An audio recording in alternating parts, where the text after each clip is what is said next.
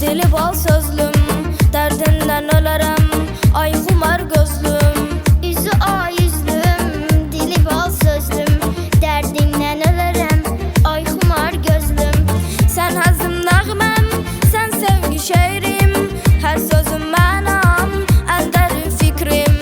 Sən nazlı yarım, qəlbi oxşarım, ən şirin günahım, bugünün sabahım.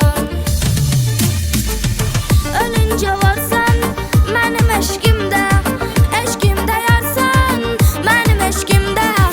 Əziz Allahım, gözəl Allahım, sən yazmış bu deli qəlbimdə. Mənim bu qəlbim sənə aiddir, buna Allahın özü şahiddir.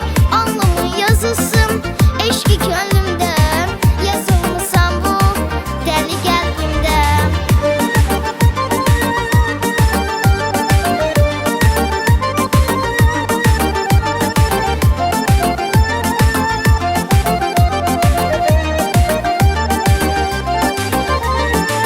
Şirin arzumsan, nazlı nazlımsan, həyatda bir ömür mənə lazımsan.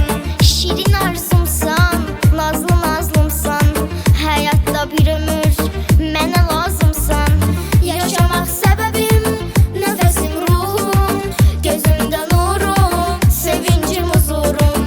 Sevginlə dəliyəm, Ölərəm sənsiz, ayağına ölümün, gedərəm sənsiz. Ölüncə varsan mənim eşqimdə, eşqimdə yarsan mənim eşqimdə. Əziz Allahım, gözəl Allahım, sən yazmış bu deli qəlbimdə. mənim bu qəlbim sənə aiddir, buna Allahın özü şahiddir.